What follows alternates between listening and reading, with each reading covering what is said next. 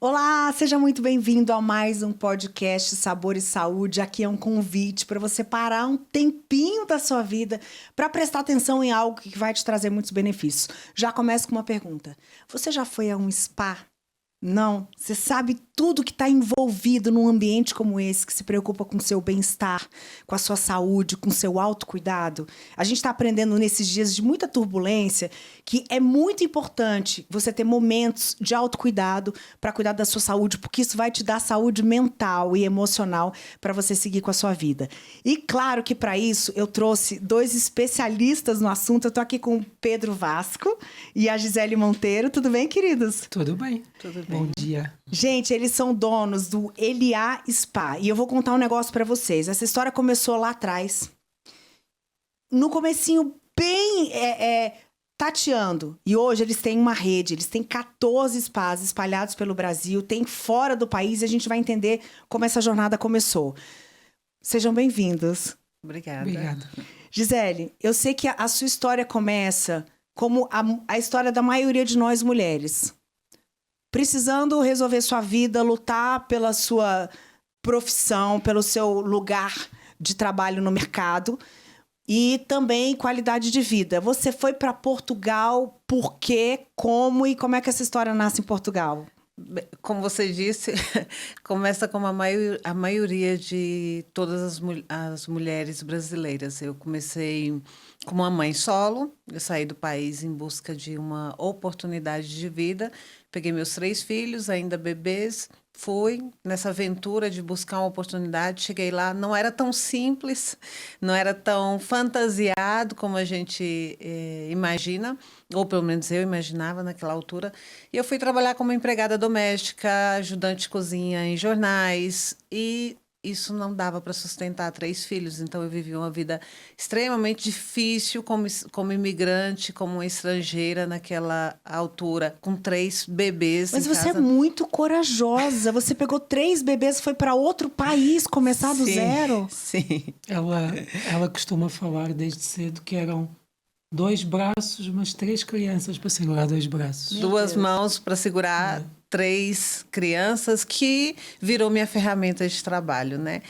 Que hoje construiu o Eliá. E aí eu não comecei no Eliá. Hoje as pessoas me olham como uma empresária muito bem-sucedida e tudo mais, mas eu não nasci uma empresária bem-sucedida, né? Você foi forjada. Fui forjada.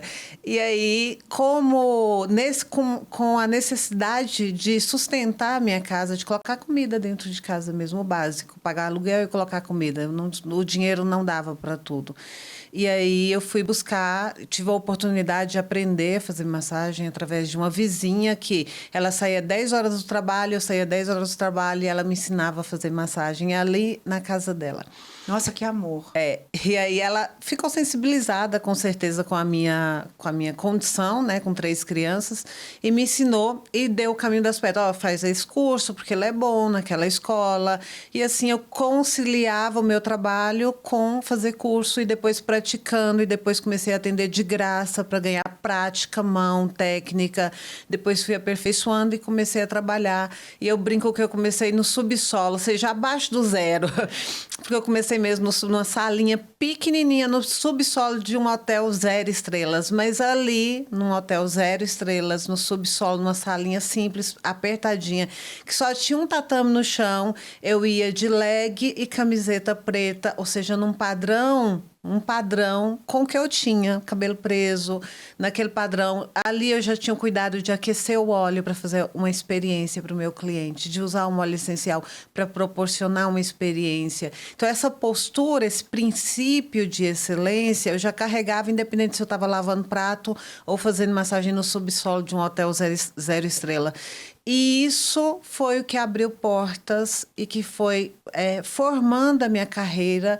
E eu fui conquistando o mercado, conquistando um espaço na mesa, onde eu consegui não só colocar comida na mesa, mas também sonhar com viajar com os meus filhos, comprar presente. É um sonho básico de toda mãe, né?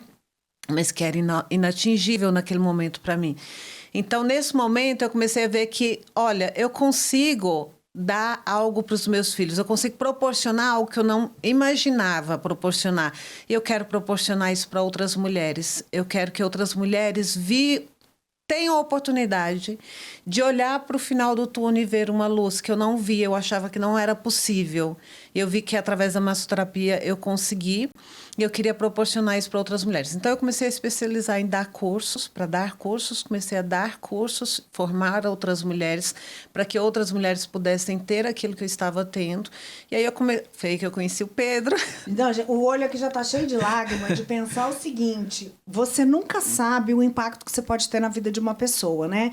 Ela passando por toda a necessidade dela de recomeçar uma vida com 3 filhos, teve uma pessoa que acreditou nela.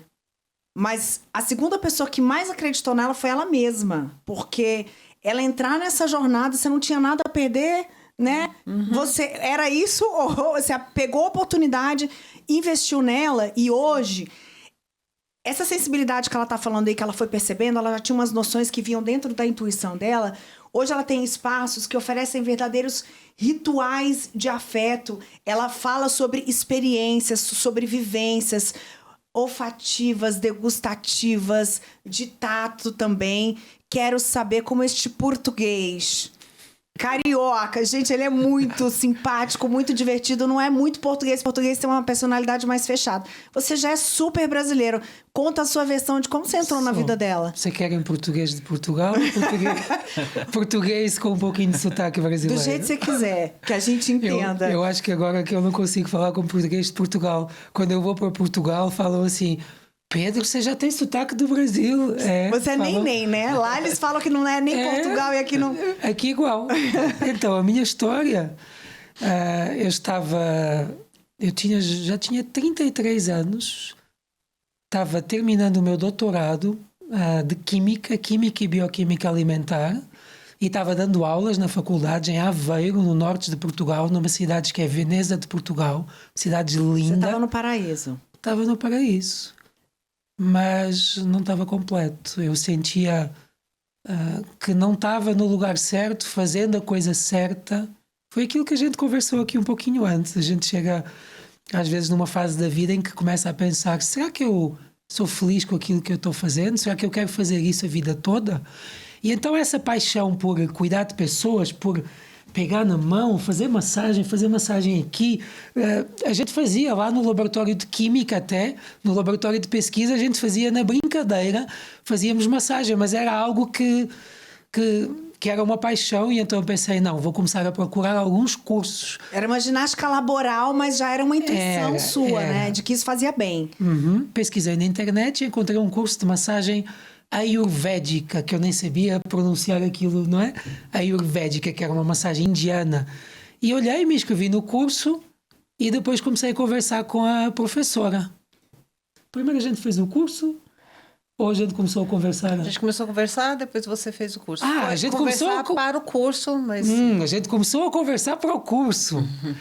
E eu me inscrevi no curso, mas eu convidei a professora para tomar um chá. E aí vocês já sabem. Estão casados, são sócios, trabalham juntos, vivem juntos, fazem tudo juntos. E a gente vai chegar nesse ponto também, porque até para isso precisa ter um equilíbrio. 15 anos. 15 anos. 15 anos. E é um sucesso eles dois. Então vamos lá.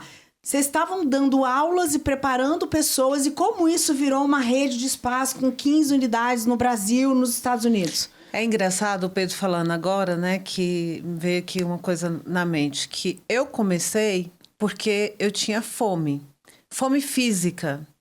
Mas, na verdade, que quando você fala de propósito, para quem tem fome, é tão vago, é tão, quer lá saber de propósito, esse papo de propósito é muito, né? A fome é urgente, né? A fome é urgente, e principalmente quando envolve criança. Quando você é sozinho, é muito mais simples de gerir, mas quando envolve criança, aí fica bem complexo. Então, quando eu comecei, eu tinha fome, eu tinha 3 crianças com fome. Mas eu tinha uma fome interna